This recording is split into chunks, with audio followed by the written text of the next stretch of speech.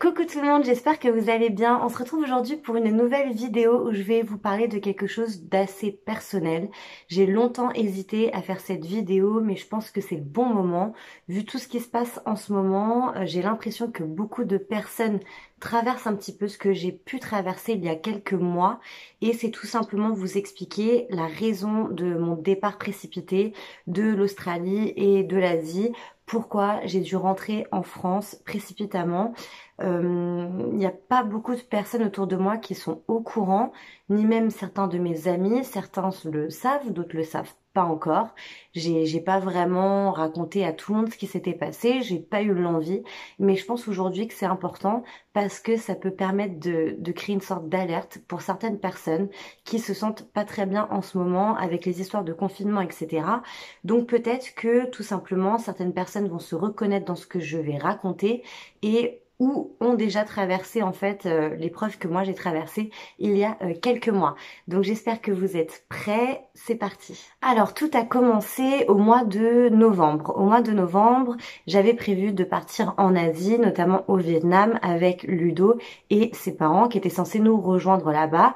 Et après, on devait tout simplement faire un tour d'Asie qui devait durer à peu près 4 mois. Donc on devait partir de l'Australie tout simplement pour faire ce voyage. Les symptômes ont commencé la veille de mon départ, c'est-à-dire que la veille de mon départ, on était sur Sydney, on est sorti le soir faire un petit peu la fête pour dire au revoir tout simplement à tous nos amis. Et dans la nuit, j'ai commencé à me sentir pas très bien, un petit peu malade. J'ai mis ça sur le fait que j'ai été fatiguée, que sûrement j'avais un petit peu bu la veille et que tout simplement j'étais pas bien.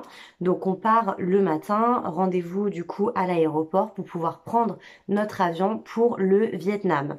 À ce moment-là, quand on est dans le taxi, je commence à me sentir très très mal. C'est-à-dire que je commence à avoir le cœur qui palpite, à me sentir un petit peu patraque, un peu envie de vomir. Mais j'essayais de gérer ça, sachant que si vous me connaissez, certains sont déjà au courant que j'ai des petits problèmes de cœur. Donc j'ai souvent des palpitations, etc. J'arrive plus ou moins à gérer les crises, ça dépend. Mais là, c'est vrai que ça commençait à faire longtemps. Généralement, les crises, quand tu as des palpitations, ça dure 10 minutes, quelque chose comme ça. Sauf que là, ça a duré presque 1 heure où j'ai eu de grosses palpitations. Donc on arrive à l'aéroport, je décide de ne rien dire à Ludo parce que je me dis que ça va passer. On fait la queue dans l'aéroport pour prendre notre avion et là je lui dis tout simplement que je vais devoir m'asseoir parce que je commence à me sentir pas très bien et que je vais le rejoindre au comptoir d'enregistrement. Donc je vais m'asseoir, Ludo fait la queue. Pendant qu'il fait la queue, moi je suis assise sur un banc et je commence à me sentir de plus en plus mal. C'est-à-dire que je commence à avoir envie de vomir, j'ai le cœur qui bat vraiment vite et tout simplement je me sens partir. Donc se sentir partir, ça veut vraiment dire que tu as l'impression sur le moment que tu vas tout simplement mourir. Voilà. Donc je me sens très très mal. Il arrive au comptoir d'enregistrement. Moi, je le rejoins tout simplement et en fait, je m'écroule parce que je suis pas bien, donc je me mets par terre et je commence à suffoquer, à me sentir pas bien. On commence à se poser des questions. Le mec qui fait l'enregistrement, super sympa d'ailleurs, il nous dit écoutez, elle décide, c'est soit elle prend l'avion, soit elle prend pas l'avion, mais les gens ils peuvent pas attendre derrière. Alors que j'étais par terre au comptoir et que personne ne s'est bougé pour venir nous voir. On a donc pris la décision de ne pas prendre l'avion au vu de l'état dans lequel j'étais. C'était clairement impossible. Donc on a dû annuler cet avion pour le Vietnam. Je suis allée dans un centre d'urgence, c'est des centres qu'il y a dans tous les aéroports, tu as des centres médicaux et d'urgence. Donc je suis allée là-bas et on ne m'a rien détecté. C'est-à-dire qu'on m'a dit effectivement, vous avez fait une grosse crise de tachycardie, ça a duré quand même 1 heure. 1 heure c'est très fatigant, c'est pas trop normal, mais peut-être que c'est aussi le stress de l'avion alors que je suis pas spécialement stressée, enfin pas plus que ça en tout cas. Donc ils me disent, vous avez bien fait en tout cas de ne pas prendre l'avion, mais vous prendrez un avion le lendemain. Donc on se retrouve à dormir à l'hôtel, à l'aéroport bien évidemment, on prend un autre avion. Le premier d'ailleurs n'a jamais été remboursé et il le sera jamais, donc on a perdu beaucoup d'argent. On décide du coup de partir le lendemain et le lendemain ça va un peu mieux, on prend l'avion, on fait une escale aux Philippines. L'escale doit peut-être durer 4-5 heures, quelque chose comme ça. Et il faisait nuit. On était fatigués, donc on décide tout simplement de dormir un petit peu pendant l'escale. Je m'endors tout simplement sur les fauteuils, etc. Et puis bah, il faut bien se réveiller pour reprendre le deuxième vol. Et là quand je me réveille, rebelote, sauf que je commence à avoir très très mal au ventre. Je commence à avoir des sueurs froides, des bouffées de chaleur et une grosse envie de vomir, à tel point que je suis obligée de me rendre 3 fois aux toilettes et que du coup bah, je vomis tout simplement, que je me sens très très mal, comme un début de gastro. Donc là je me dis, en fait ça se trouve c'est ça, je suis malade, j'ai la gastro et bah c'est super, du coup ça tombe mal.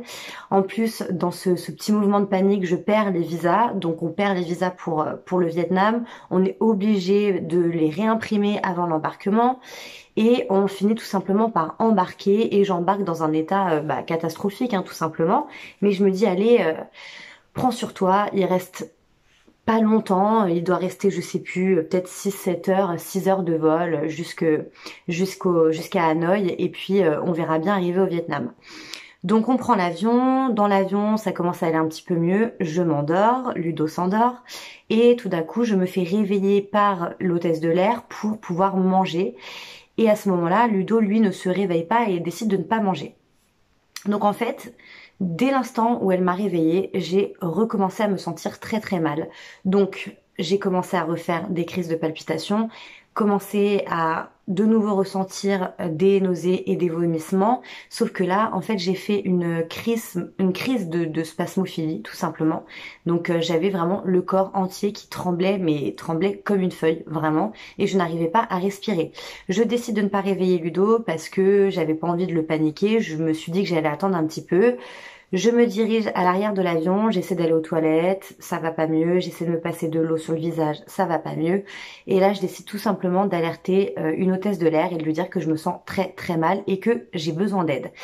En plus de ça, voilà, t'es dans un avion, t'es enfermé pendant 7 heures, tu sais que tu vas pas pouvoir sortir. S'il y a vraiment un souci, du coup tu paniques encore plus, donc ça améliore pas vraiment ton état. Et à ce moment-là, vu l'état dans lequel j'étais, comment je tremblais, comment j'étais blanche, on décide tout simplement de m'allonger à l'arrière de l'avion sur la banquette. Heureusement pour moi, il y avait personne. Et là, ils prennent la décision d'appeler tout simplement un médecin dans l'avion. Et c'est exactement comme dans les films, on prend le téléphone de l'avion et là ils demandent est-ce qu'il y a un médecin dans l'avion, on a besoin d'un médecin. À ce moment-là, Ludo qui dormait se réveille direct et je me rappelle toujours, il se tourne, il me voit au fond de l'avion donc il comprend forcément que c'est pour moi et heureusement il y avait effectivement un médecin dans l'avion qui tout simplement est venu derrière et qui s'est occupé de moi, donc on a pris ma tension. Il a rien pu déceler de vraiment d'anormal à part effectivement que bah, je faisais une crise de spasmophilie et de tachycardie et on a décidé de me donner un calmant pour le reste du voyage. Le calmant a marché puisque je tremblais un peu moins, du coup j'étais un peu moins paniquée par mon état et forcément ça l'avait arrangé un petit peu et là on me demande tout simplement si je peux attendre jusqu'à la fin du vol ou s'il doit exiger un atterrissage d'urgence, à savoir que du coup lorsqu'il y a un médecin dans l'avion, s'il y a nécessité, qu'il estime que j'ai besoin, il peut faire atterrir l'avion en urgence. Évidemment j'ai dit non parce que je me suis dit je vais pas faire atterrir 300 personnes dans un avion juste pour mon état et en plus atterrir où ça allait encore être une galère, donc je me suis dit écoute je vais prendre sur moi et on verra bien quand on va atterrir. On arrive finalement au Vietnam, donc après 2 jours intenses du coup de vol et d'état où je me sentais vraiment pas bien. Et on arrive du coup à Hanoï, on va tout simplement à l'aéroport, non, à l'hôtel. On va passer notre première nuit à l'hôtel et là, rebelote, je me sens encore pas bien, mais vraiment pas bien. Donc à peine arrivé, Ludo m'emmène aux urgences à l'hôpital français de Hanoï. Donc on est au Vietnam, mais on a quand même un hôpital français qui est bien, donc je me dis ça va, c'était pas n'importe quoi. Franchement c'était un super hôpital. J'ai payé vraiment la peau du cul, je crois qu'on avait payé 2 millions, quelque chose comme ça équivaut à, je crois que j'ai payé 900 euros d'examen, donc c'est ultra cher. Mais on se dirige du coup à cet hôpital là et en fait ça a duré pendant une semaine où on était à Hanoï, où on attendait les parents de Ludo qui devaient arriver quelques jours après. On a fait tous les jours et toutes les nuits des allers-retours entre l'hôtel et l'hôpital, sachant que j'avais des symptômes toujours donc de vomissement, je n'arrivais pas à respirer, j'avais la nausée et j'avais des vertiges. Donc plusieurs fois, on s'y est rendu, j'ai fait une batterie de tests, j'ai fait des tests sanguins, j'ai fait même des tests de sel pour voir si j'avais pas un problème au niveau gastrique. Ensuite, qu'est-ce qu'on a fait? J'ai fait un IRM, j'ai fait une échographie de l'estomac, etc. Et en fait, à chaque fois, on me donnait des informations différentes. Au début, c'était, vous êtes peut-être en train de faire une crise de déshydratation, une sorte de petite angoisse, crise d'angoisse, donc ça va passer. Après, on m'a décelé quelques jours après une gastrite, donc une inflammation de l'estomac. Et puis après, c'était tout autre chose. C'était, oui, en fait, c'est lié à vos crises de tachycardie. Du coup, comme le cœur fonctionne pas bien, ça vous donne après des sortes de vertiges, donc qui vous donne la nausée, etc. En gros, on m'a décelé mes 3 milliards de trucs et en fait, on me disait que cliniquement, je n'avais rien, donc je n'étais pas malade. Et c'est là que vraiment le cauchemar en fait s'est empiré et c'était que le début puisque en fait j'ai passé du coup 3 semaines au Vietnam et pendant 3 semaines tous les jours j'étais malade. Je ne me sentais pas bien. Les parents de Ludo sont arrivés.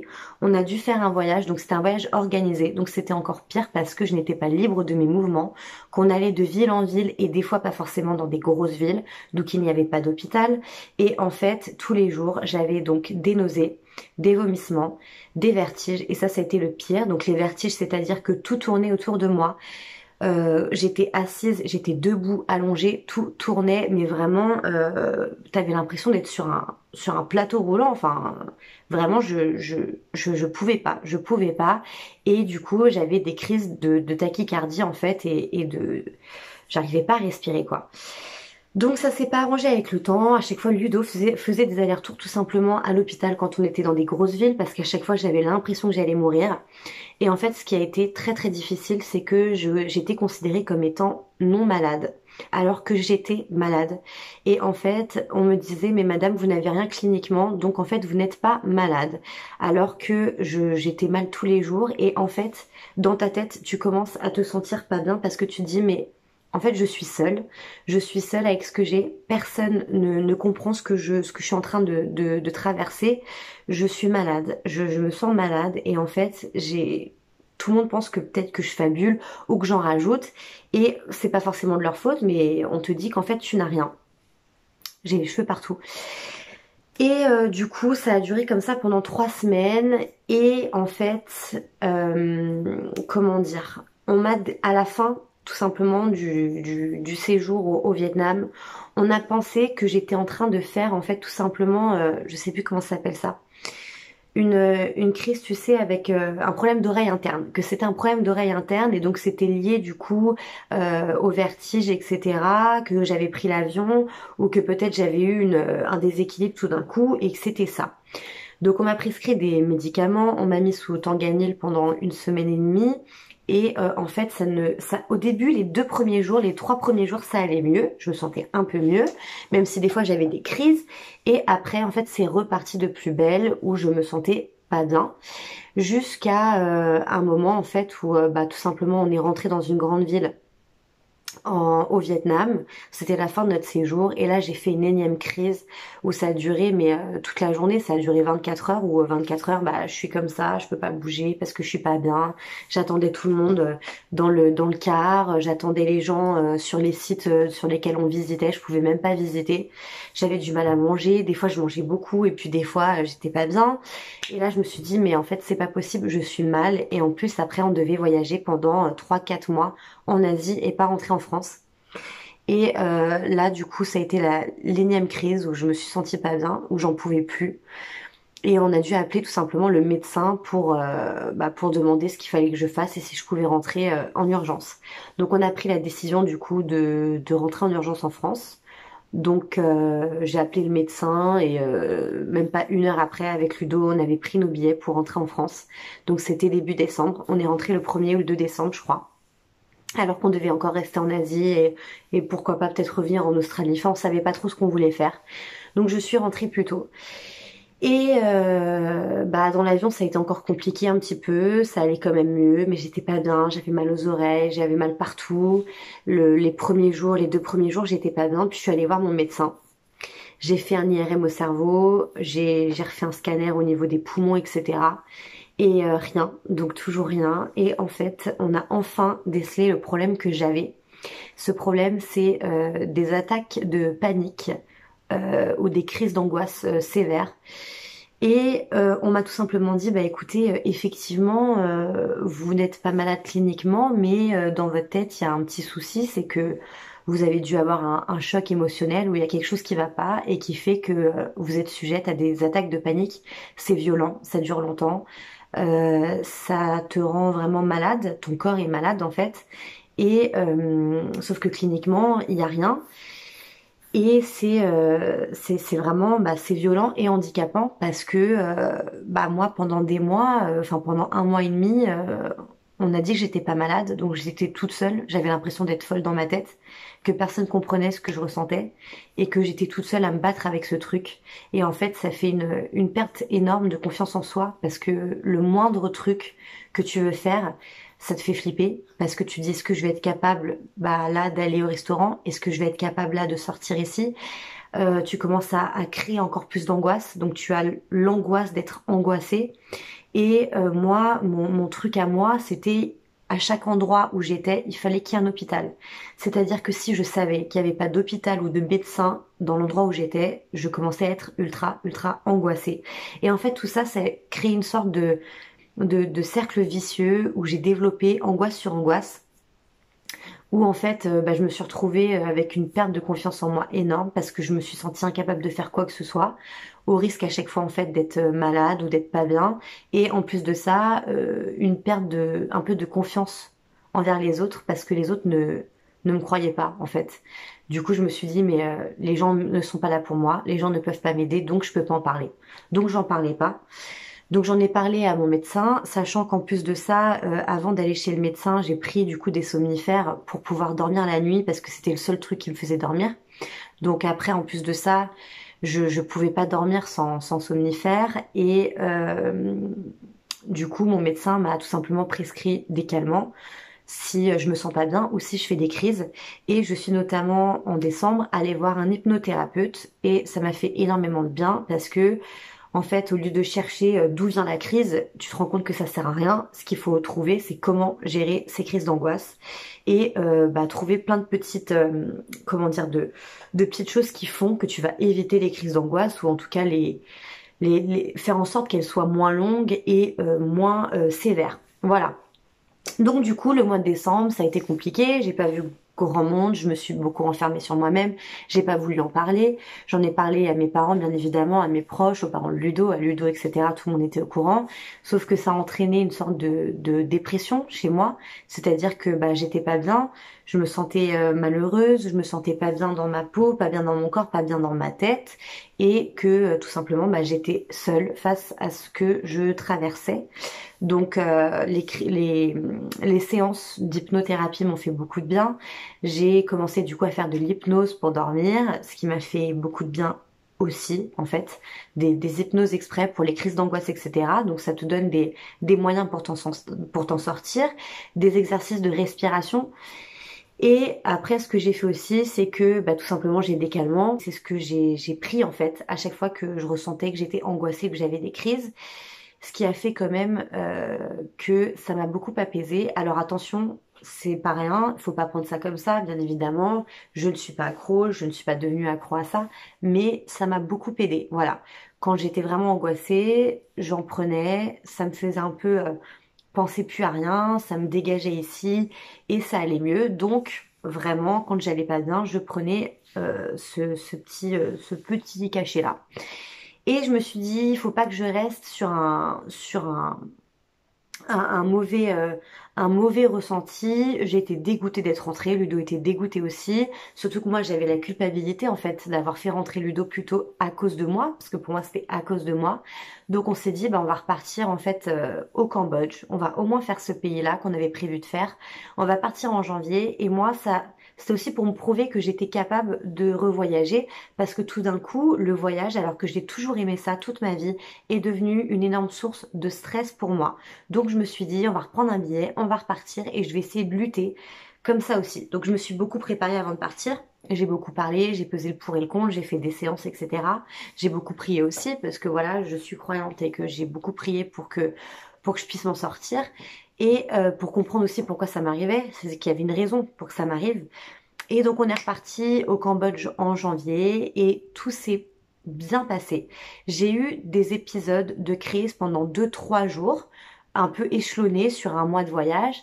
Et bah, quand ça allait pas, je me disais, allez, maintenant tu sais que c'est la tête. Tu sais que c'est la tête et que ça se transmet dans ton corps. Donc déjà, j'arrivais mieux à gérer la crise. Donc ça s'est bien passé pendant un mois.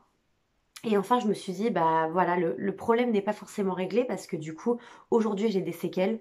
C'est-à-dire qu'aujourd'hui, c'est devenu une sorte de schéma que je reproduis. C'est-à-dire que dès qu'il y a quelque chose qui me contrarie, je fais une crise d'angoisse. Donc, c'est assez handicapant dans la vie de tous les jours. Mais le point positif, c'est que ça m'a appris à être beaucoup plus à l'écoute de ce que je ressentais et des situations dans lesquelles j'étais.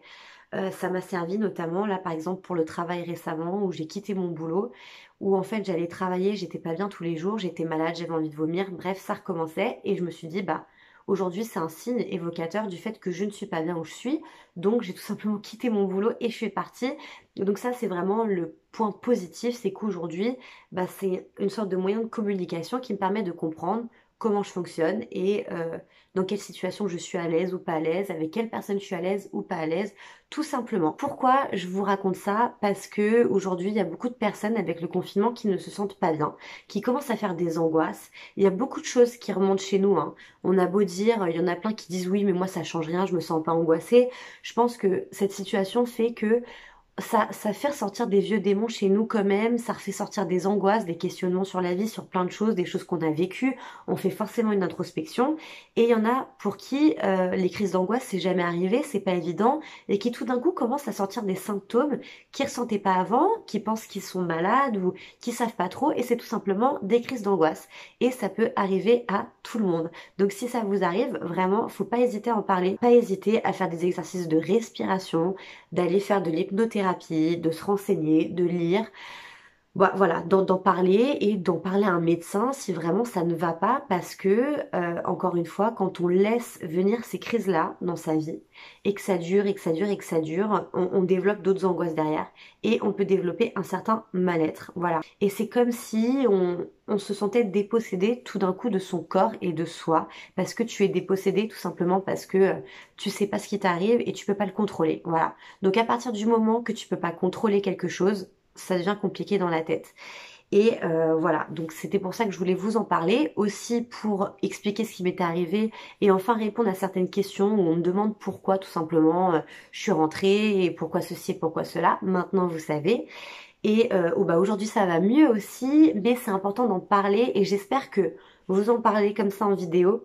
Ça va faire que si certaines personnes d'entre vous ou si certains de mes amis ont ressenti ça ou ressentent ça et qu'ils en parlent pas, bah tout simplement qu'ils puissent en parler et venir m'en parler ou me dire ce qu'ils ressentent et peut-être tout simplement aider les gens qui ont ressenti ça ou qui ressentent ça en ce moment. Voilà. Maintenant, mes seuls conseils effectivement que je peux vous donner, c'est bah aller consulter un médecin, aller en parler à vos proches, en parler à votre famille ou à vos amis. Se dire que s'écouter aussi, faire des exercices de méditation, faire des exercices d'hypnose, c'est super important. Prier si t'es croyant, c'est super important. Donc c'était important pour moi d'en parler, c'est ce qu'on appelle les attaques de panique. Il y a beaucoup de personnes en France qui sont sujets à ce genre d'attaque.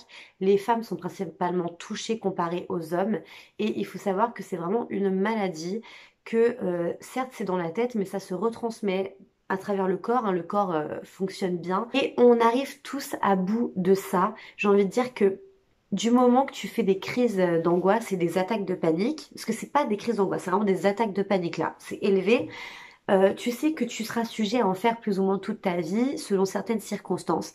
Il faut tout simplement se dire qu'on accepte maintenant les crises telles qu'elles sont et qu'il faut juste apprendre à les contrôler et les apprivoiser. Et c'est comme ça en fait que tu en feras de moins en moins parce que plus tu as peur et plus tu as du mal à apprivoiser ce qui t'arrive et plus tu ne peux pas contrôler et plus tu vas encore plus t'angoisser.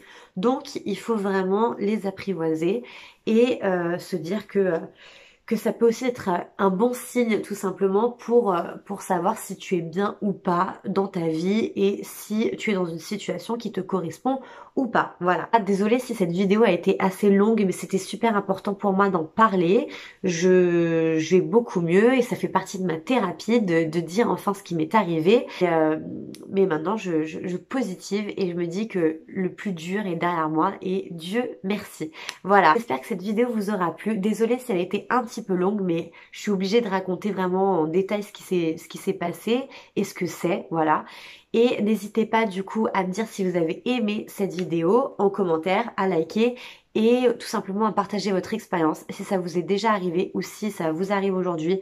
N'hésitez pas à en parler, venez m'en parler. Je pense qu'on va pouvoir se dire plein de belles choses et je vais pouvoir surtout vous comprendre si ça vous arrive. Et voilà, je vous fais de gros bisous et on se retrouve très vite pour une nouvelle vidéo. Ciao!